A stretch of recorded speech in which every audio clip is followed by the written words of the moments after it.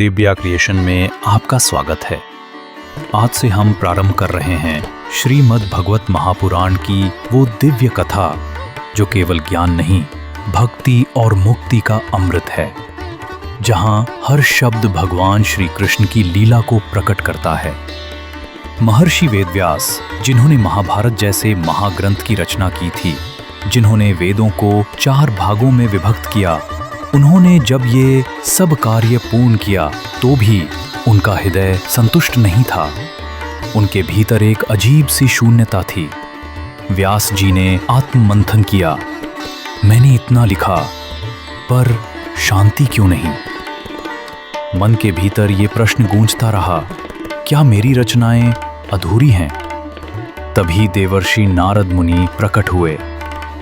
उनका तेज, उनकी वीणा की धुन और उनके वचन दिव्य थे। व्यास जी ने चरण वंदना की। नारद बोले, हे व्यासदेव, आपने बहुत कुछ लिखा, परंतु भगवान की भक्ति को स्थान नहीं दिया।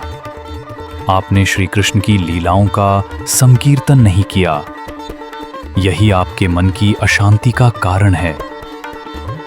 नारद मुनि बोले, हे व्यास, यदि संसार को शांति चाहिए तो उन्हें केवल ज्ञान नहीं, भक्ति भी चाहिए।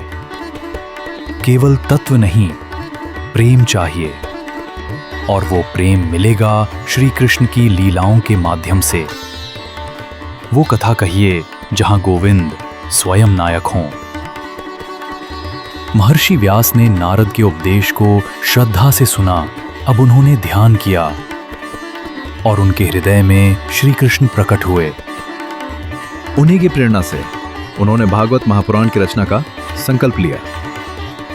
एक ऐसा ग्रंथ जिसमें केवल भक्ति हो, केवल लीला हो, केवल श्री हरि हो। श्रीमद् भागवत कोई साधारण ग्रंथ नहीं है। ये भक्ति, ज्ञान और वैराग्य का त्रिवेणी संगम है। इसमें 12 स्कंध हैं, 335 अध्याय हैं और 18,000 श्लोक हैं। यह श्लोक प्रारंभ में ही उसकी महिमा दर्शाता है। धर्म प्रोजित कैटवो अत्रा परमो निर्मत्सराणाम सताम। यह ग्रंथ केवल निर्मल भक्तों के लिए है। इस ग्रंथ में भगवान श्री कृष्ण के जन्म से लेकर बाल्यकाल की लीलाएं, रास लीला, उपदेश, उद्धव संवाद सब वर्णित है। ये लीला कथा आत्मा को छू जाती है। नारद मुनि ने व्यास से कहा, यह कथा भविष्य में राजा परीक्षित को सुनाई जाएगी। वो राजा जो मृत्यु से 7 दिन पूर्व इस कथा को श्रवण करेगा और मोक्ष को प्राप्त करेगा। श्रीमद् भागवत की रचना न केवल व्यास जी का आत्मशुद्धिकरण था, बल्कि पूरे संसार के लिए अमृत तुल्य थी। ये कथा समय, जीवन और मृत्यु की सीमाओं से परे है। जो इस कथा को श्रद्धा से सुनता है, वो स्वयं परमात्मा के समीप पहुंचता है। श्रीमद् भागवत केवल शास्त्र नहीं है, ये जीने की शैली है। ये हमें बताता है कि केवल कर्म नहीं, भक्ति और प्रेम से ही मोक्ष संभव है। जब कोई व्यक्ति श्री कृष्ण के चरणों में समर्पित हो जाता है, तो वह ना तो सुख से डोलता है और ना ही दुख से टूटता है।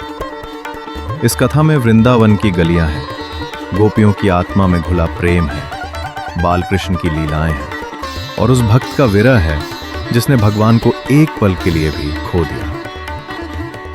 श्रीमद् भागवत हमें यह भी सिखाती है, हर युग में, हर समय में भगवान अपने भक्तों के साथ रहते हैं। जो केवल कर्मकांड करता है वो शायद शांति पाले, पर जो प्रेम करता है वो भगवान पा लेता है। इसीलिए भागवत महापुराण को भक्तों का हृदय कहा गया है।